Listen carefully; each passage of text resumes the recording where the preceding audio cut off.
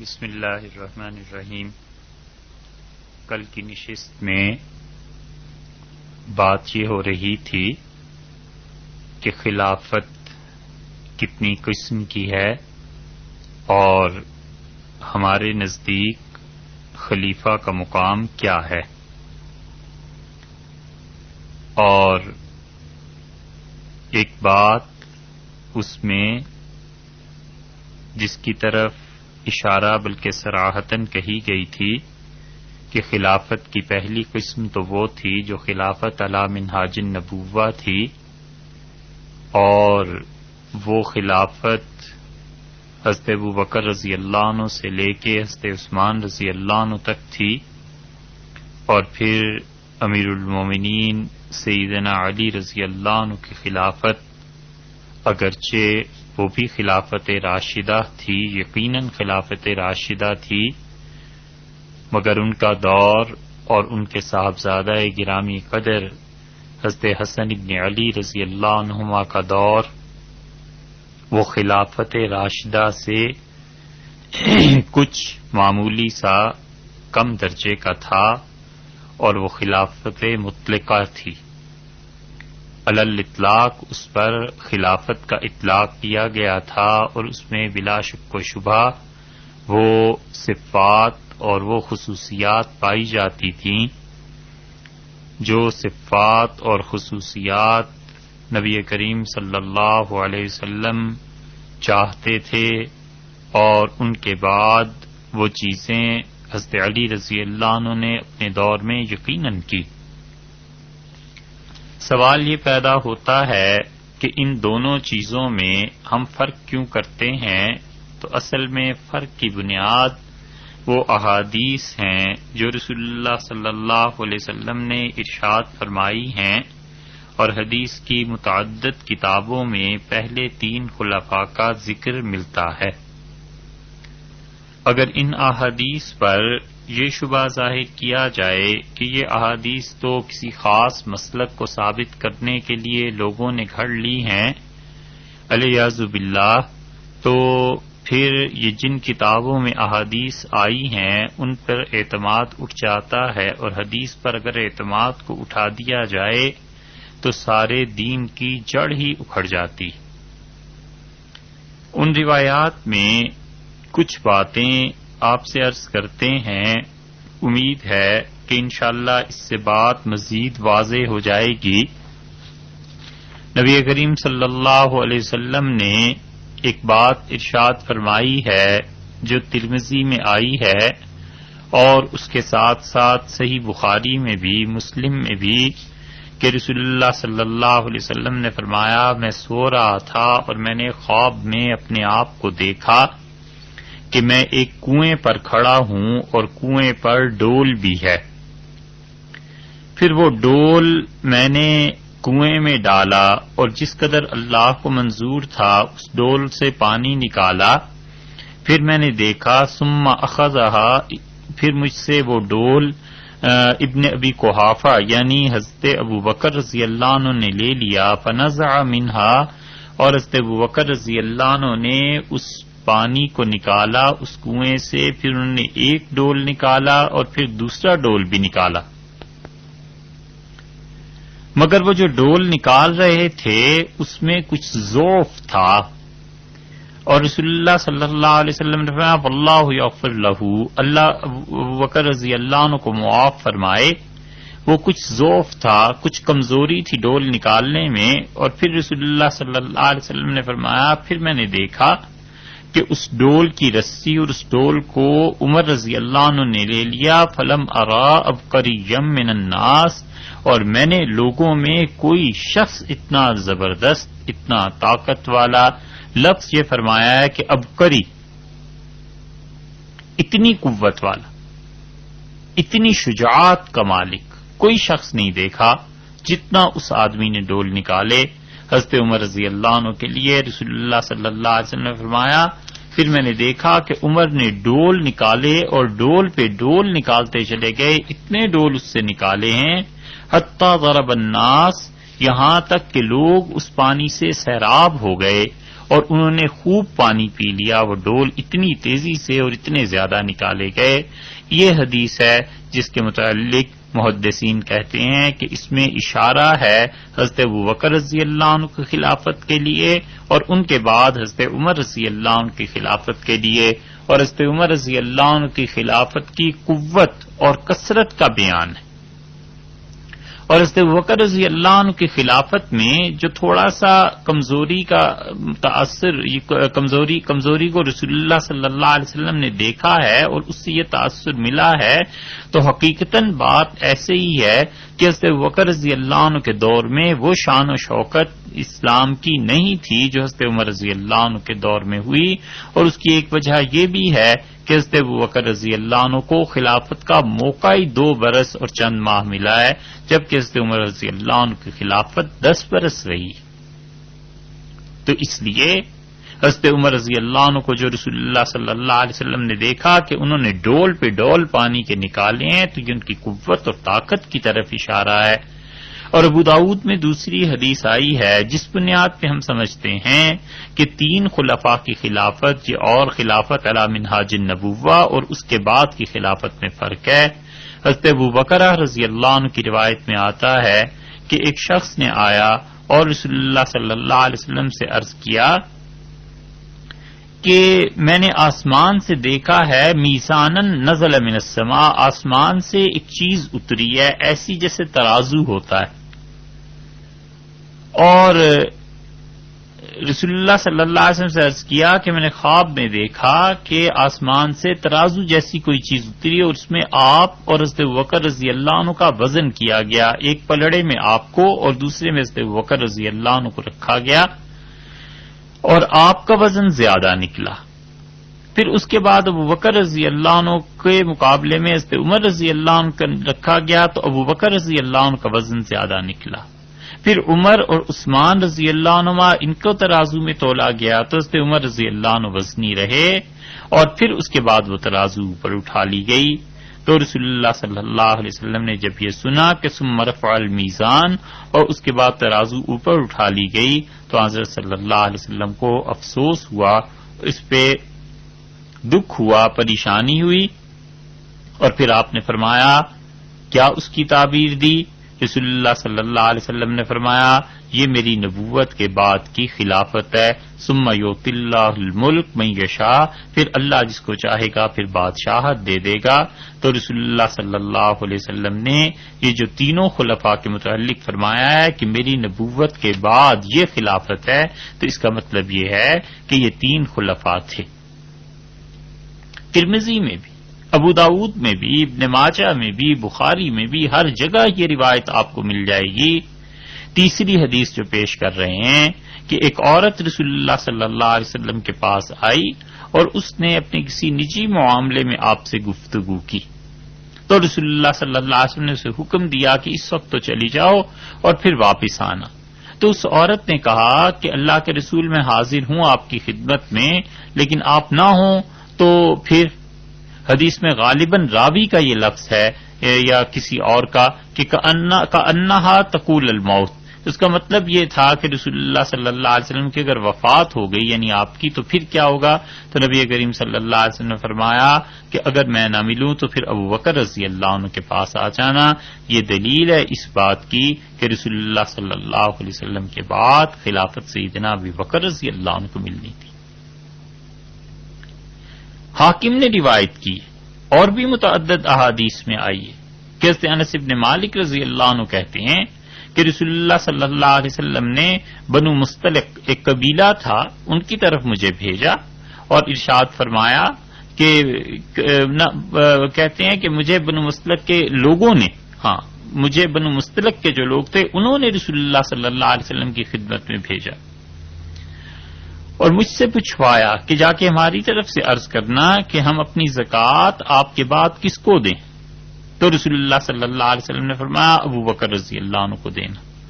میں نے جا کر ان سے یہ کہا تو انہوں نے کہا کہ ابوبکر کی وفات ہو جائے تو کس کو دیں؟ رسول اللہ صلی اللہ علیہ وسلم نے فرمایا عمر کو دے دینا.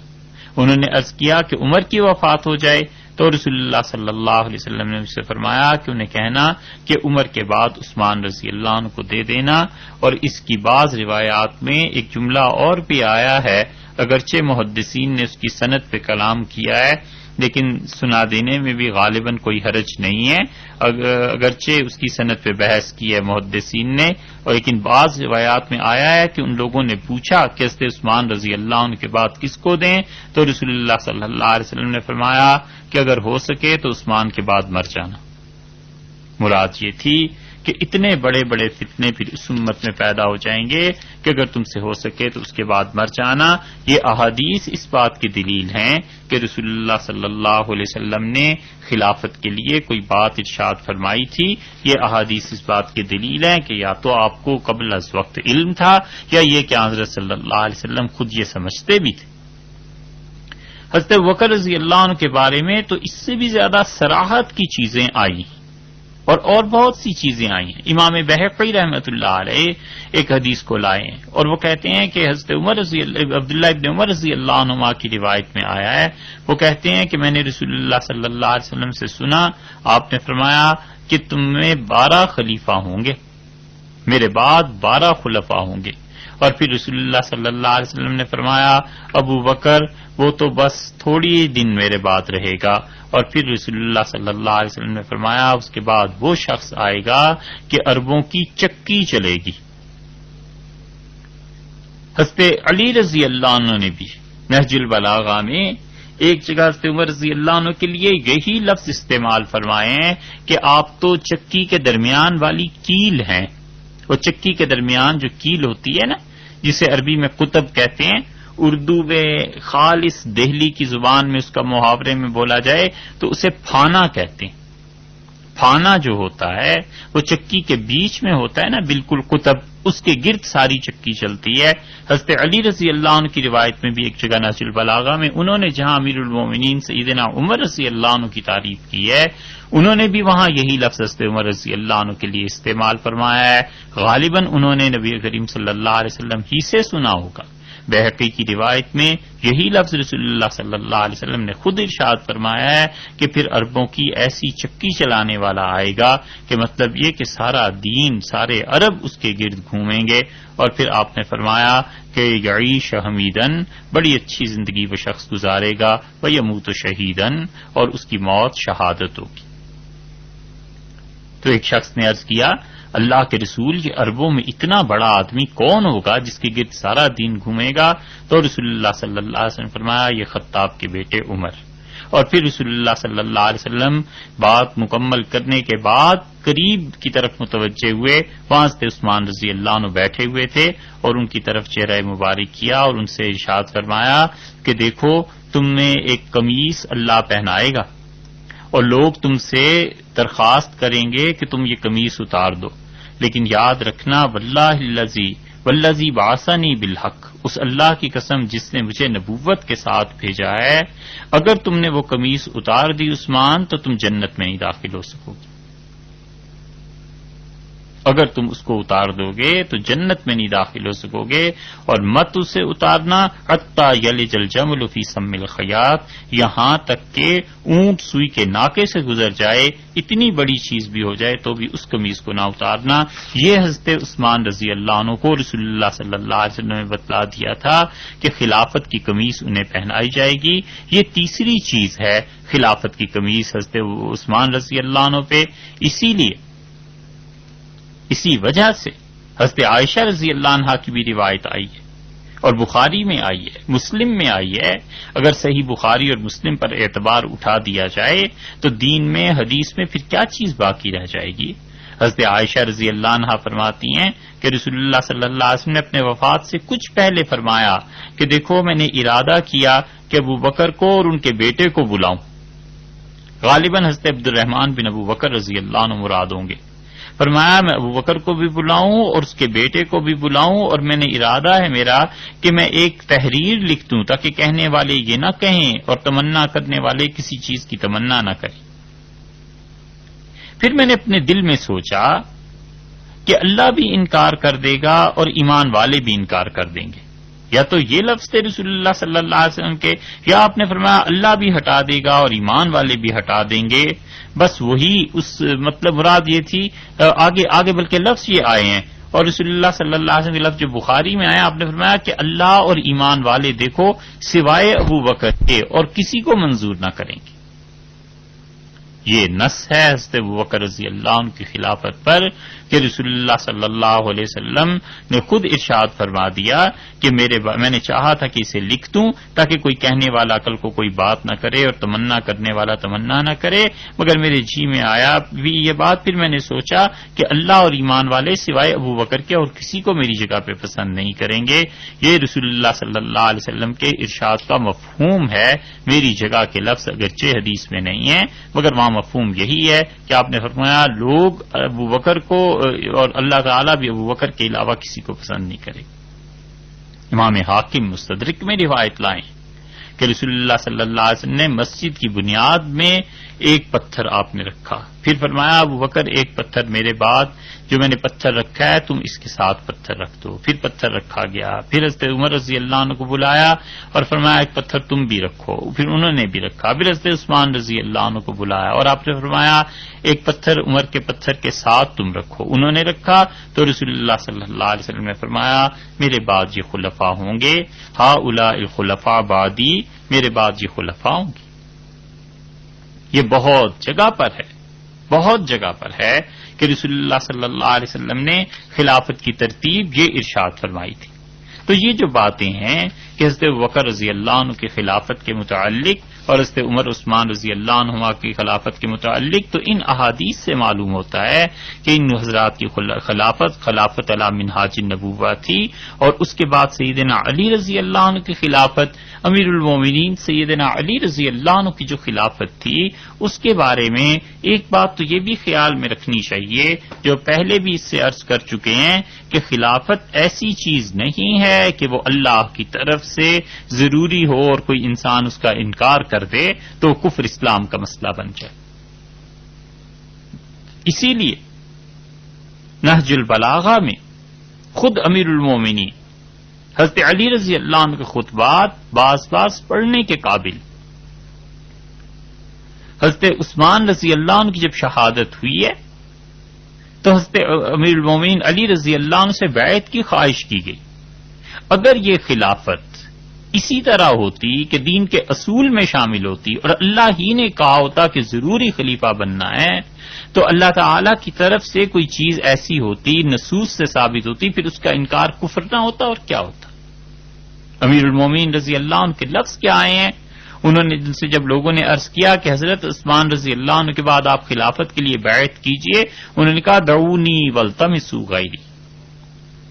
نہج البلاغہ میں امیر المومنین رضی اللہ عنہ کے لفظ ہیں. انہوں نے کہا مجھے چھوڑو، اس خلافت کے لیے نہ منتخب کرو، والتمسوا غیری، میرے علاوہ کسی اور کو تلاش کرو. اس لیے کہ مجھے مستقبل میں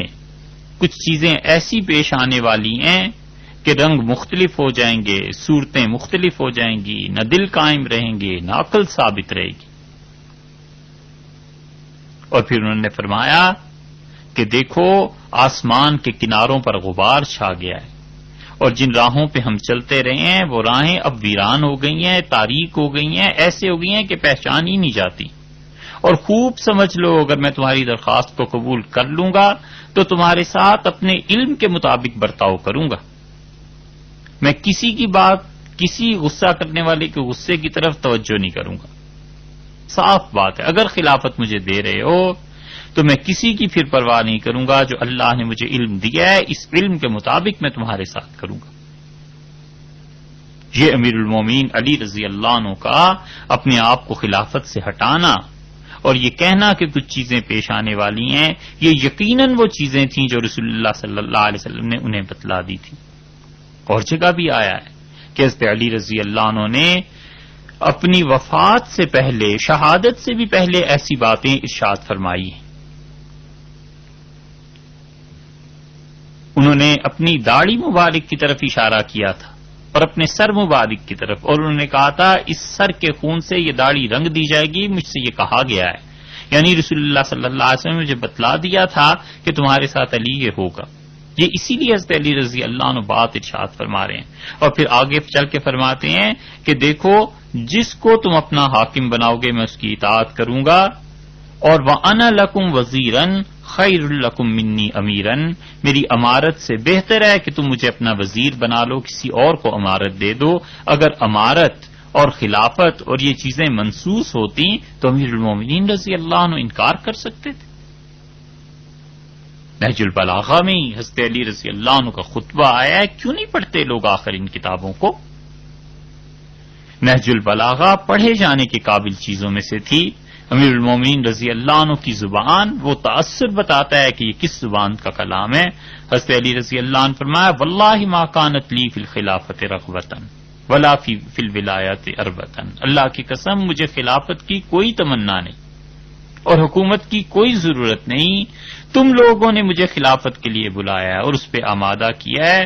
اور پھر جب یہ خلافت مجھے مل گئی تو میں نے اللہ کی کتاب کے متعلق سوچا، قرآن کے متعلق، اور جو قرآن نے مجھے حکم دیا ہے میں نے اس کو کیا۔ وما استسن النبی صلی اللہ علیہ وسلم وآلہ فاقتدیتہ، اور جو رسول اللہ صلی اللہ علیہ وسلم کی سنتیں مجھے معلوم ہوئی ہیں میں نے تو ان سنتوں پر عمل کیا،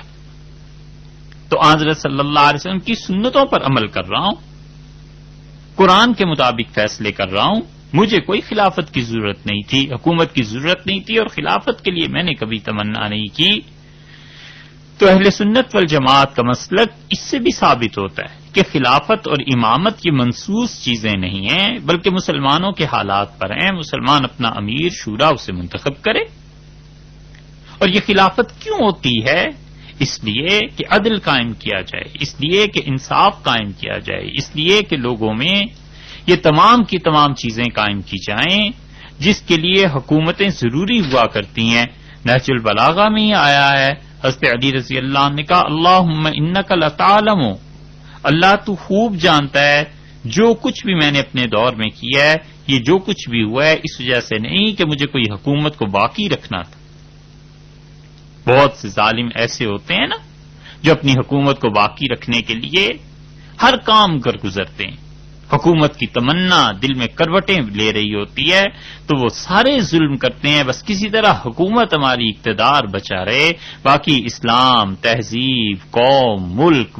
ساری کی ساری چیزیں وہ بھٹی پہ چڑھ جائیں، پرواہ نہیں، مگر ہماری حکومت قائم رہنی چاہیے۔ امیر المومنین رضی اللہ عنہ نے کس خوبصورتی کی بات ارشاد فرمائی ہے، انہوں نے کہا کہ اللہ تو خوب جانتا ہے جو کچھ بھی ہم سے ہوا ہے ہم نے کیا ہے، کوئی حکومت کی رغبت نہیں تھی اور دنیا کے مال اور دولت کی تلاش نہیں تھی، اللہ یہ خلافت اس لیے ہے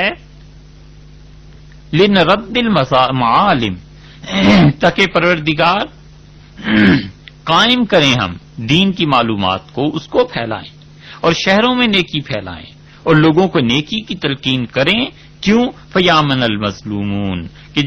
جو لوگ مظلوم ہیں وہ امن سے رہیں، ان پر ظلم نہ کیا جائے، وتقاموا، اور حدود قائم کیے جائیں، پروردگار جو حدود معطل ہو گئی تھیں وہ حدود کو قائم کیا جائے۔ یہ امیر المومنین رضی اللہ عنہ نے خلافت لی تھی، اس کا مقصد یہ تھا۔ اس لیے حضرت علی رضی اللہ عنہ نے اپنی خلافت کی تشریح جو فرمائی ہے وہ بھی وہی بات ارشاد فرمائی جس بات کو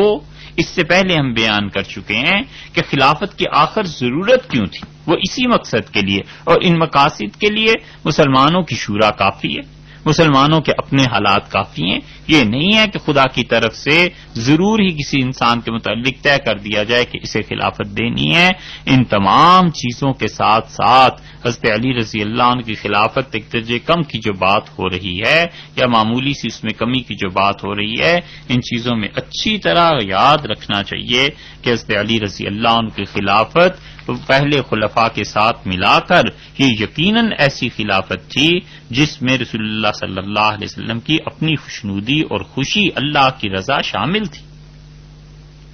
حضرت سفینہ رضی اللہ عنہ کی حدیث میں صاف آیا ہے کہ رسول اللہ صلی اللہ علیہ وسلم نے فرمایا الخلافت بعدی 30 سنہ، میرے بعد 30 سال تک خلافت چلے گی، اور رسول اللہ صلی اللہ علیہ وسلم کا یہ ارشاد گرامی 29 برس اور 6 مہینے پورے ہوتے ہیں حضرت علی رضی اللہ عنہ کی خلافت پہ، اور 6 مہینے بعد حضرت حسن رضی اللہ عنہ کی خلافت جب ہوئی ہے تو 30 سال حضرت علی رضی اللہ عنہ کی اس خلافت کو پورے ہو گئے۔ یہ رسول اللہ صلی اللہ علیہ وسلم کا فرمانا تھا، وگرنہ اپنے دور میں جو امیر المومنین سیدنا علی رضی اللہ عنہ کی خلافت تھی وہ کچھ معمولی بات نہیں تھی۔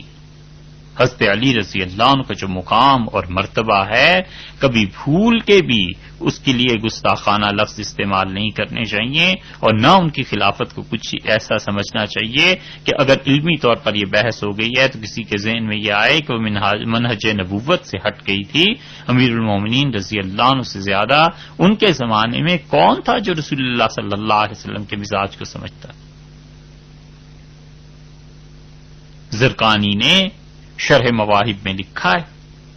کہ حضرت علی رضی اللہ عنہ جب اپنا لشکر لے کے چلے ہیں حضرت معاویہ رضی اللہ عنہ کے مقابلے میں 70,000 آدمی حضرت علی رضی اللہ عنہ کے ساتھ تھے، فیہم 90 بدرین، ان میں 90 تو صرف وہ بدری صحابہ تھے۔ 90 بدری صحابہ حضرت علی رضی اللہ عنہ کے ساتھ اس جنگ میں شریک تھے۔ کوئی معمولی بات ہے؟ وہ لوگ جو مکہ مکرمہ میں اور مدینہ منورہ میں اسلام میں جنہوں نے قربانیاں دی ہوئی تھیں، وہ اللہ کے بندے 90 حضرت علی رضی اللہ عنہ کے ساتھ چل پڑے۔ انہوں نے نہیں سوچا ہوگا کہ کہاں جا رہے ہیں اور کیا کرنا ہے۔ یہ ہے دلیل اس کی کہ یقیناً سیدنا علی رضی اللہ عنہ اپنی خلافت میں برحق تھے۔ 90 بدری صحابہ چلے ہیں ان کے ساتھ، اور 700 وہ صحابہ جو بیعت رضوان میں موجود تھے وہ بھی چلے ہیں۔ یہ اتنی بڑی تعداد صحابہ کرام رضی اللہ عنہ کی ان کے ساتھ گئی ہے۔ اصل بات یوں ہوئی ہے کہ حضرت عبد الرحمن ابن عوف رضی اللہ عنہ نے وصیت کی کہ ان کے ترکے میں سے جو کچھ وہ چھوڑ کے گئے ہیں 1/3 حصہ بدری صحابہ کو دیا جائے، اور جب ان کی گئی بدری صحابہ رضی اللہ عنہ جو اس وقت موجود تھے، غالباً یہ 32 ہجری کا واقعہ ہے، تو اس وقت جب تعداد گنی گئی تو 100 کے قریب صحابہ کرام رضی اللہ عنہ زندہ تھے جو بدر میں تھے۔ پھر 35 ہجری کے قریب شہادت ہوئی ہے حضرت عثمان رضی اللہ عنہ کی، تو یقیناً کچھ صحابہ کرام رضی اللہ عنہ کا انتقال ہو گیا، اور باقی جو تھے 90 وہ حضرت علی رضی اللہ عنہ کے ساتھ تھے۔ اسی لیے کسی نے حضرت علی رضی اللہ عنہ سے ان کی خلافت کا حق یا نہ حق ہونا پوچھا تھا، تو انہوں نے کہا اللہ کی قسم اس آسمان کے نیچے اور اس زمین کے اوپر کوئی ایسا شخص نہیں ہے جو بدر میں رسول اللہ صلی اللہ علیہ وسلم کے ساتھ تھا اور آج علی کے ہاتھ پہ اس نے بیعت نہ کی ہو خلافت کے لیے۔ 90 بدری صحابہ، 700 وہ صحابہ چلے ہیں جو بیعت رضوان میں موجود تھے، اور 400 صحابہ کرام بقیہ مہاجرین اور انصار رضی اللہ عنہ میں سے تھے۔ 1190 صحابہ کرام رضی اللہ عنہ حضرت علی رضی اللہ عنہ کے ساتھ تھے، اور حضرت معاویہ رضی اللہ عنہ 70,000 کے مقابلے میں 85,000 کا جو لشکر لے کے آئے ہیں، تو پوری حدیث کی کتابیں دیکھ لیجئے، ایک حضرت نعمان بن بشیر اور ایک حضرت مسلمہ رضی اللہ عنہما، یہ دونوں انصاری صحابی تھے، 2 کے علاوہ کوئی تیسرا تھا ہی نہیں، اور پھر ان میں بدر اور بیعت رضوان والے کہاں سے آ گئے؟ حضرت علی رضی اللہ عنہ کے ساتھ 1000 سے زیادہ 1190 یہ صحابہ کرام رضی اللہ عنہ بنتے ہیں۔ اس لیے امیر المومنین رضی اللہ عنہ جس مقام کے آدمی تھے اس کے متعلق کبھی انسان کو یہ گمان نہیں کرنا چاہیے کہ ان کی کوئی مقام یا مرتبہ کم تھا، جو چیزیں تھیں وہ تھیں۔ یہاں ابو حنیفہ رحمۃ اللہ علیہ سے حضرت علی رضی اللہ عنہ کے متعلق پوچھا گیا، اور یہاں ابو حنیفہ رحمۃ اللہ علیہ نے امیر المومنین علی رضی اللہ عنہ کے متعلق ان کے کئی شاگردوں نے نقل کیے ہیں اقوال۔ یہاں ابو حنیفہ رحمۃ اللہ علیہ کا فیصلہ صاف لکھا گیا ہے، اور مناقب جو ان کے مناقب پہ صدر الائمہ موفق بن احمد مکی نے جو کتاب لکھی ہے، آپ یہ ساری چیزیں ان میں دیکھ سکتے ہیں کہ ابو حنیفہ رحمۃ اللہ علیہ کا فیصلہ کیا تھا، اور انہوں نے حضرت علی رضی اللہ عنہ کے متعلق کتنے بلند الفاظ ارشاد فرمائے۔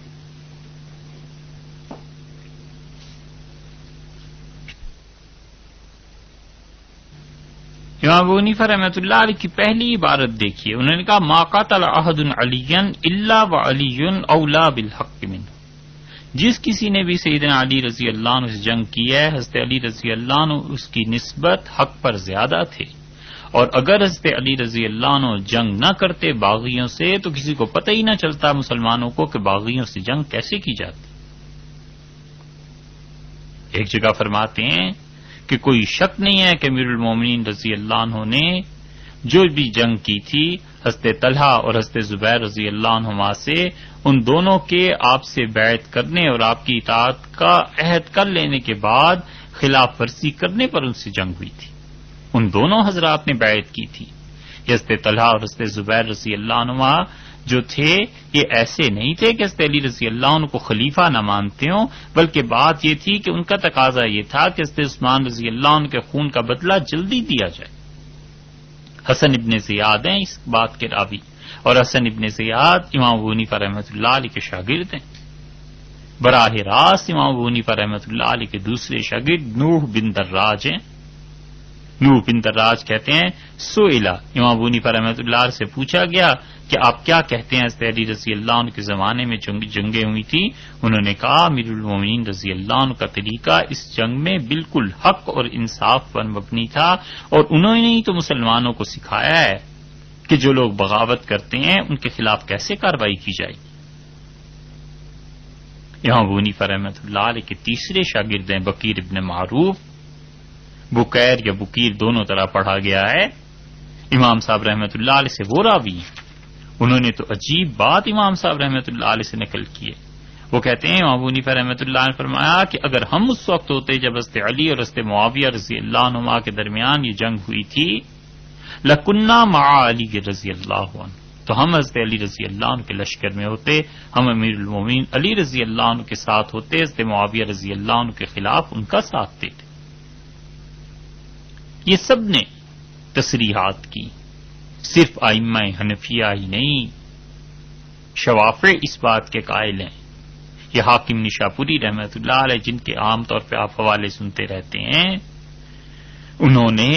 اسی بات کو لکھا ہے، اور انہوں نے لکھا ہے کہ ہم نے اپنے مشائخ کو اسی عقیدے پر پایا، وبہی قال ابن ادریس، اور امام شافعی رحمۃ اللہ علیہ محمد بن ادریس الشافعی رحمۃ اللہ علیہ کا یہی عقیدہ تھا کہ حضرت علی رضی اللہ عنہ اپنے مخالفین کی بنسبت زیادہ حق پر تھے، صحیح چیز پر تھے۔ اور عبد القاہر جرجانی انہوں نے کتاب الامامہ میں صاف صاف ساری باتیں لکھی، عقائد کے باب میں لکھی ہیں، اور انہوں نے لکھا ہے کہ حجاز اور عراق کے تمام فقہا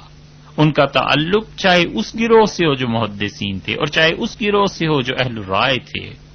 امام مالک، امام شافعی، ابو حنیفہ، اوزاعی، مسلمان سب کے سب اس بات پر متفق ہیں کہ سیدنا علی رضی اللہ عنہ کے ساتھ جن لوگوں نے بھی جنگ کی تھی، حضرت علی رضی اللہ عنہ اس جنگ میں بالکل حق پر تھے،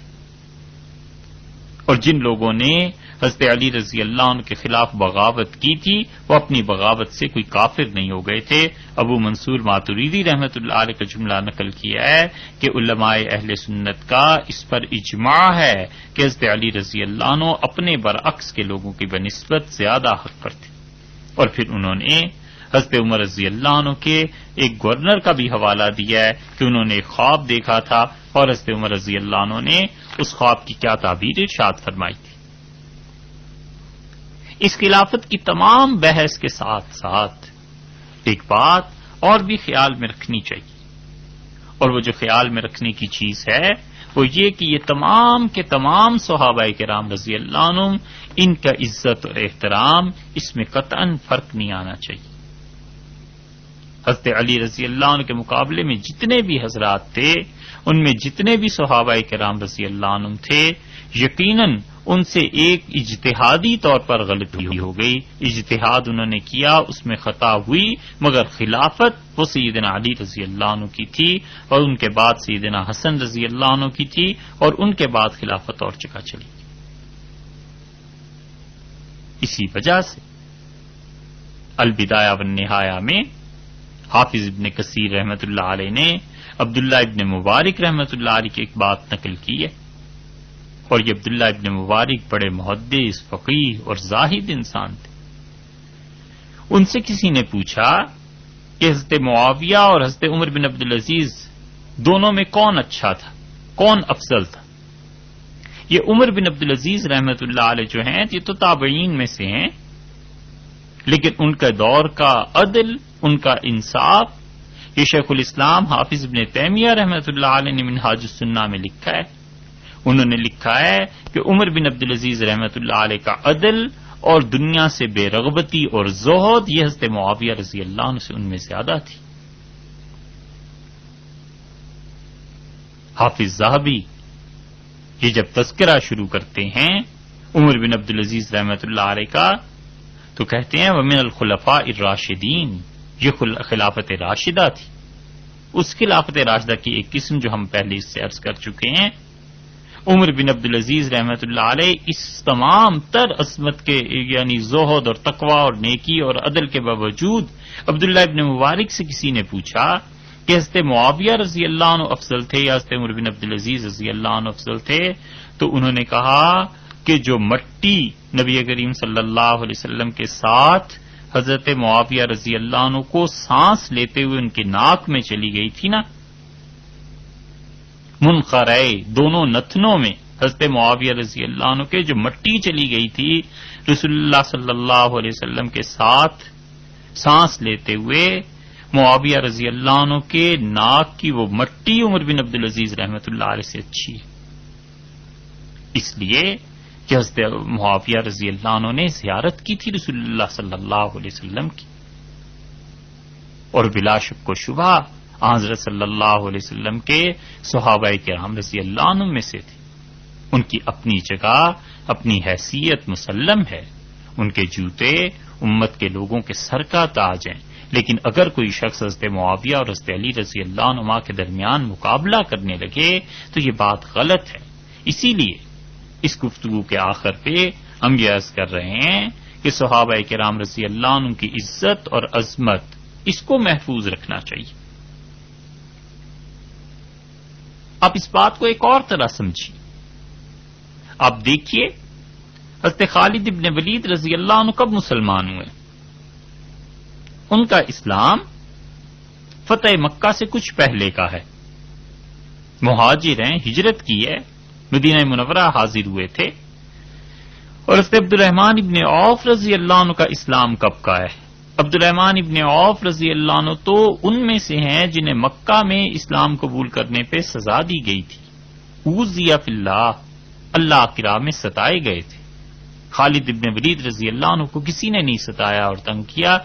عبد الرحمن ابن عوف رضی اللہ عنہ پر ظلم کیے گئے تھے، انہیں ستایا گیا تھا. عبد الرحمن ابن عوف رضی اللہ عنہ نے ہجرت کی ہے، رسول اللہ صلی اللہ علیہ وسلم کی اس ہجرت میں شریک تھے جو ابتدائی طور پہ صحابہ کرام رضی اللہ عنہ نے کی ہے. پھر بدر میں رہے ہیں، احد میں رہے ہیں، خندق میں رہے ہیں، حدیبیہ میں رہے ہیں، یعنی ہر جگہ وہ شامل رہے ہیں. اور عبد الرحمن ابن عوف رضی اللہ عنہ ان لوگوں میں سے ہیں جنہیں حضرت عمر رضی اللہ عنہ نے منتخب کیا تھا کہ یہ 6 افراد میں سے ایک ہی ہیں جن کو خلافت دی جا سکتی ہے. یہ عبد الرحمن ابن عوف اور حضرت خالد ابن ولید رضی اللہ عنہما دونوں کے درمیان مجموع الزوائد کی روایت میں آتا ہے کہ کچھ تلخ کلامی ہو گئی، سخت گفتگو ہوئی. تو حضرت خالد رضی اللہ عنہ نے پتہ ہے کیا کہا انہیں؟ حضرت خالد ابن ولید رضی اللہ عنہ نے کہا تم مجھ سے چند دن پہلے جو اسلام لے آئے ہو تو اس لیے اب ہمارے خلاف اب تم زبان کھولتے، ہمارے خلاف بولتے. حضرت انس رضی اللہ عنہ کہتے ہیں ہمیں یہ بات کا پتہ چل گیا اور یہ بات رسول اللہ صلی اللہ علیہ وسلم کے سامنے جب آئی تو آپ نے فرمایا دعولی اصحابی، میرے صحابہ کو میری خاطر چھوڑ دو، میرے صحابہ کرام رضی اللہ عنہ کو میری وجہ سے ہی برا نہ کہو. جیسے محاورے میں کہتے ہیں نا کہ جب 2 بھائیوں میں کوئی لڑائی ہو جائے تو ماں باپ کوئی کہتا ہے میری وجہ سے اسے معاف کرو، میری وجہ سے چھوڑ دو، یعنی میری عزت، میرا احترام. یہ رسول اللہ صلی اللہ علیہ وسلم نے کسی اور کو نہیں کہا، خالد رضی اللہ عنہ کے متعلق ارشاد فرمایا. آپ نے فرمایا میری وجہ سے میرے صحابہ رضی اللہ عنہ کو چھوڑ دو. اور آپ نے فرمایا فوالذی نفسی بیدہ، اور اس اللہ کی قسم جس کے قبضے میں محمد صلی اللہ علیہ وسلم کی جان ہے، اگر تم احد پہاڑ کے برابر سونا خدا کی راہ میں خرچ کر دو اور ایک روایت میں آیا آپ نے فرمایا پہاڑوں کے برابر بھی تم سونا خرچ کر دو تو تم ان کے اعمال کو نہیں پہنچ سکتے۔ امام احمد اپنی مسند میں بھی یہ روایت لائے ہیں۔ صحیح ترین روایات میں سے ایک روایت یہ بھی ہے کہ رسول اللہ صلی اللہ علیہ وسلم نے فرمایا خالد تم پہاڑوں کے برابر بھی سونا خرچ کر دو نا تو تم عبد الرحمن ابن عوف رضی اللہ عنہ تک نہیں پہنچ سکتے۔ تو یہ جو رسول اللہ صلی اللہ علیہ وسلم نے ان سے کہا ہے، حالانکہ دونوں ہی صحابی ہیں، دونوں جنتی ہیں، تو یہ ان کا واقعہ ہے، باقی امت کو اس سے کیا سیکھنا چاہیے؟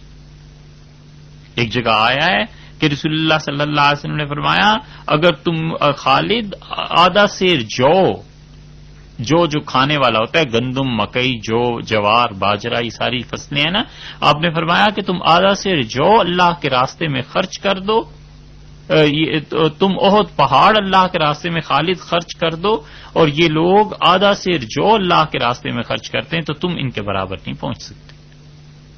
اس لیے کہ وہ قدیم الاسلام تھے، اس لیے کہ انہوں نے اللہ کی راہ میں قربانی دی تھی۔ تو صحابہ کرام رضی اللہ عنہ کے بارے میں انسان کو بالکل خاموشی اختیار کرنی چاہیے اس معاملے میں کہ کوئی تنقید نہ کرے، کوئی تعریض نہ کرے، کوئی ان کی شان میں گستاخی نہ کرے، کوئی ایسی چیز نہ کہہ دے جس سے خامخواہ اپنا ایمان بھی اکارت ہو جائے۔ یہ خلافت کے باب میں جتنی باتیں عرض کی جا رہی ہیں یہ اس لیے عرض کی جا رہی ہیں کہ ہم لوگوں کو اپنا عقیدہ درست رکھنا چاہیے، اور اہل سنت والجماعت کا عقیدہ ہے کہ حضرت علی رضی اللہ عنہ کے خلاف جتنے بھی حضرات آئے تھے ان کے مقابلے میں امیر المومنین سیدنا علی رضی اللہ عنہ برحق تھے، اور حضرت معاویہ رضی اللہ عنہ ان کی بغاوت تھی۔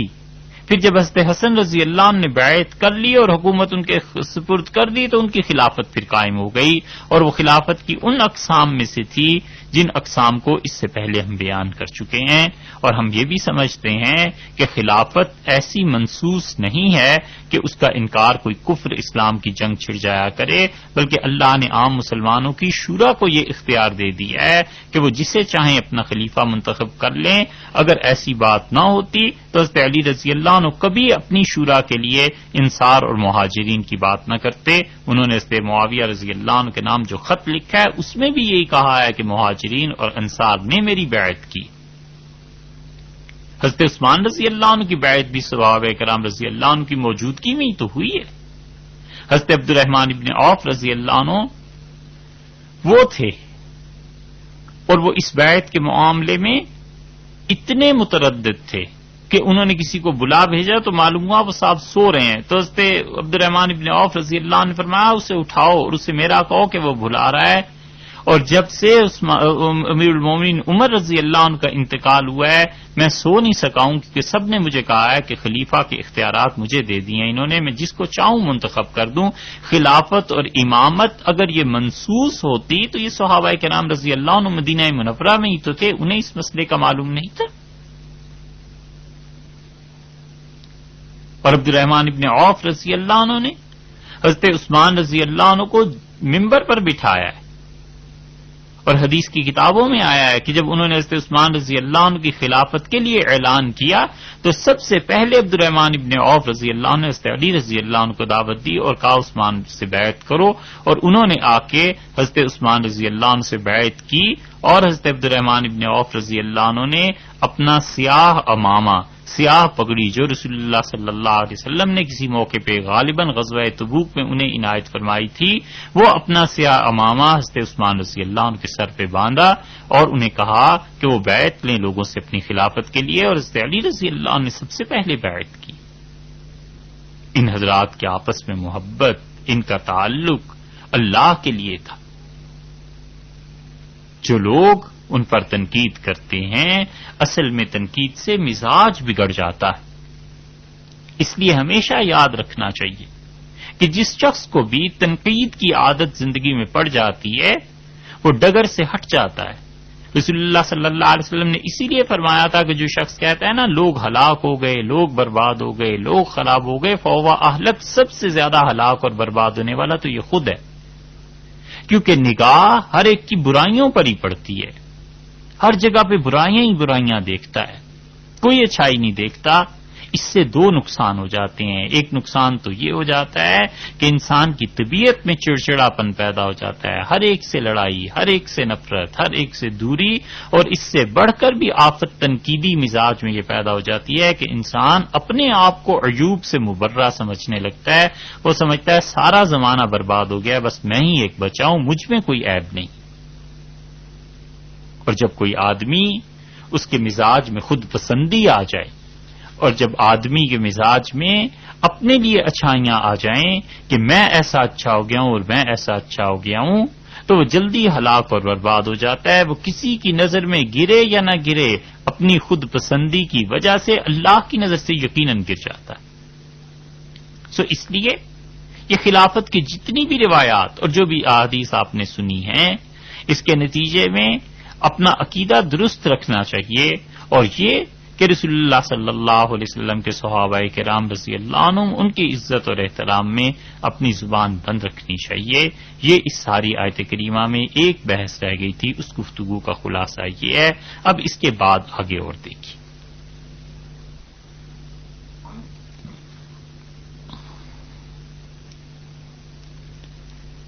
اب اس کے بعد سورہ بقرہ کی 31 نمبر آیت کریمہ ہے، اور اس کا آغاز دیکھیے تو اللہ تعالی نے ارشاد فرمایا ہے کہ وَعَلَّمَ آدم الاسماء، اور علم اللہ تعالی نے سکھائے. ان آیات کی لغوی تشریح اس سے پہلے گزر چکی ہے،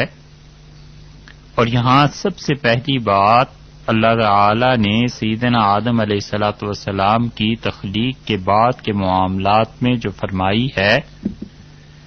وہ یہ فرمایا ہے کہ علم آدم الاسماء، اللہ تعالی نے تعلیم دی حضرت آدم علیہ الصلوۃ والسلام کو تمام ناموں کی.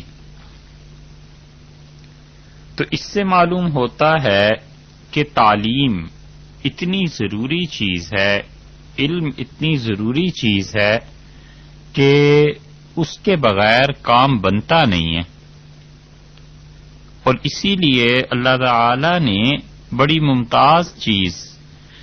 جو انسانوں کو عنایت فرمائی وہ علم ہے. بڑی سے بڑی چیز اور نیکی جب تک انسان کے پاس علم نہیں ہوتا نہیں کر سکتا، حتیٰ کہ خود حق تعالی شانہ کی صفات میں سب سے بڑی صفت علم ہے. اللہ کی قدرت کہ وہ چاہے تو ایک آن میں اس ساری کائنات کو تلپٹ کر دے، اور وہ چاہے تو ایک لمحے میں اس سے بھی کم اس ساری کائنات کو ملیا میٹ کر دے. اللہ کی اس قدرت کاملہ سے بھی بڑی صفت اللہ تعالی کی علم ہے. اسی لیے قرآن پاک سے یہ ثابت ہے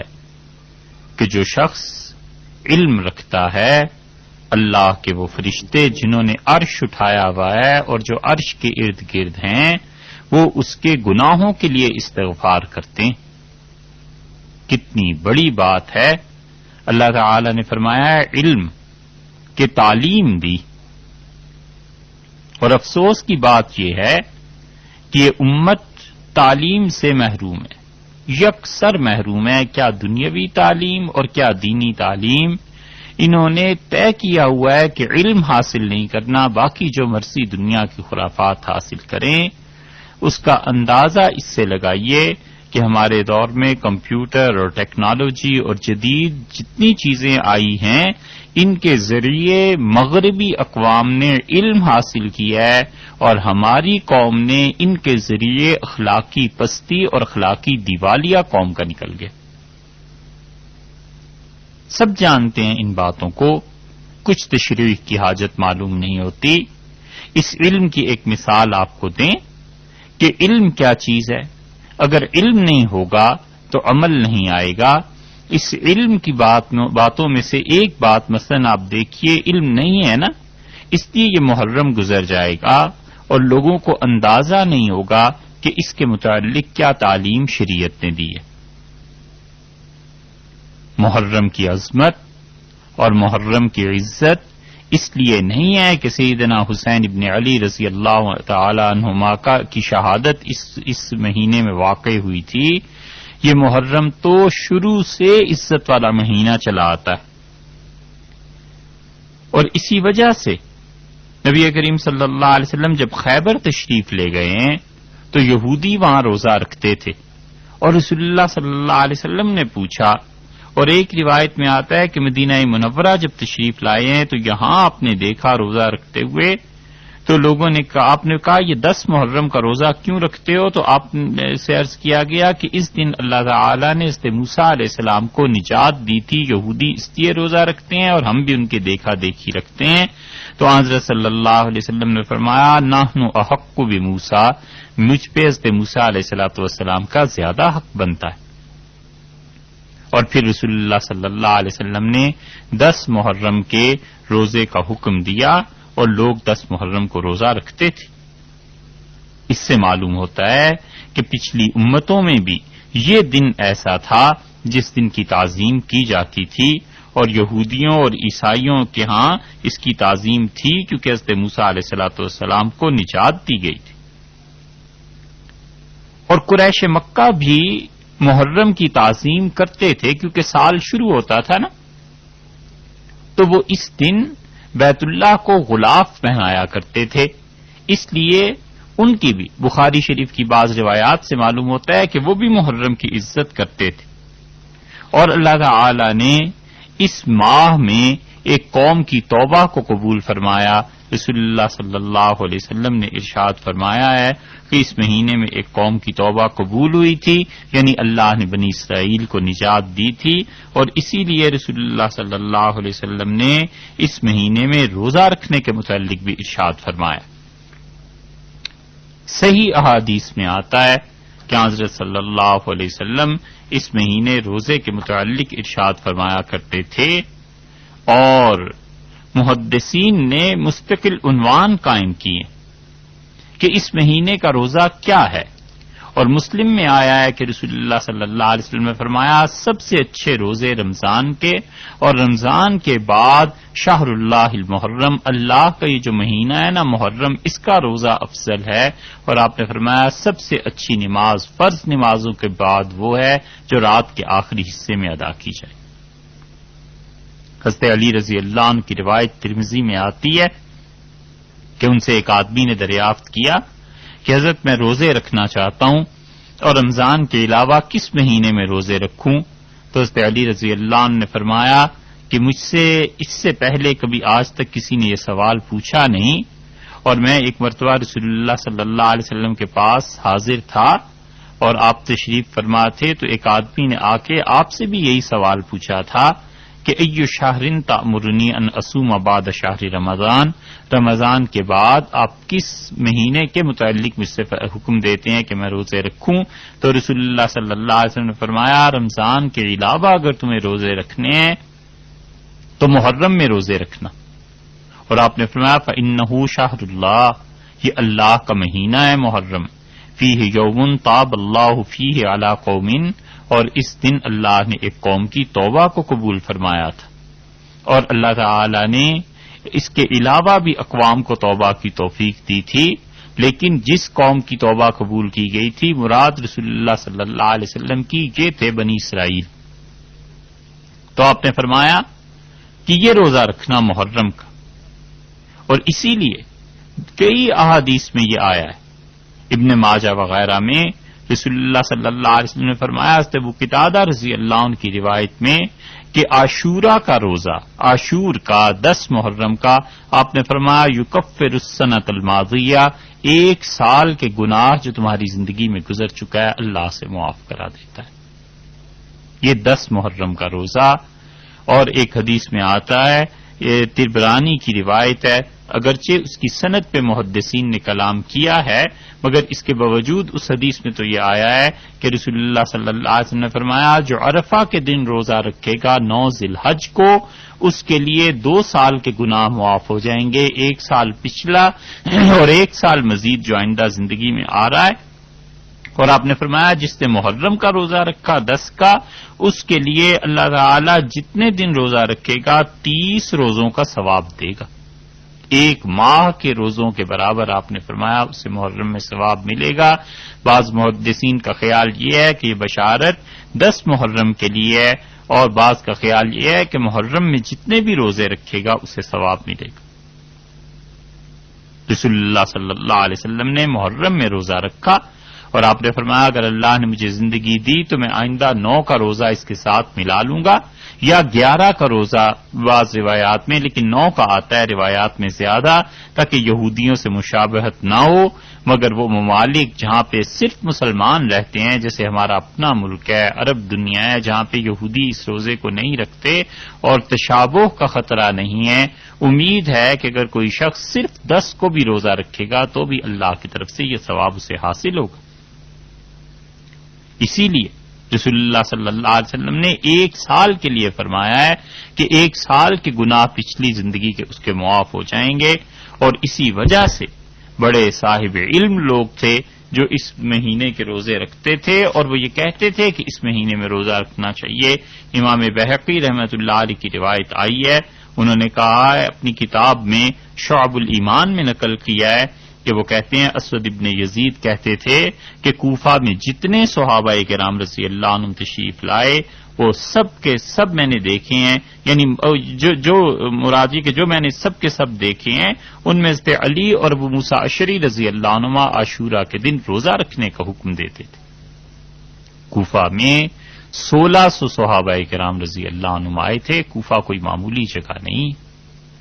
مصر میں 300 صحابہ رضی اللہ عنہ گئے تھے، اور کوفہ ایک شہر میں 1600 صحابہ کرام رضی اللہ عنہ آئے تھے، اور یہ لوگ حضرت علی رضی اللہ عنہ روزہ رکھنے کا حکم دیتے تھے، اور اسی وجہ سے یہاں تک کہ امام زہری رحمۃ اللہ علیہ ایک سفر میں تھے، ان کے حالات میں آتا ہے کہ انہوں نے محرم کا روزہ رکھا، تو ان کے شاگردوں نے کہا کہ حضرت آپ رمضان کا روزہ سفر میں نہیں رکھتے اور محرم کا روزہ رکھ لیا، یہ کیا ہوا؟ حالانکہ وہ تو فرض تھا۔ تو انہوں نے کہا رمضان کی قضا کی جا سکتی ہے اور عاشورہ کی قضا نہیں ہے،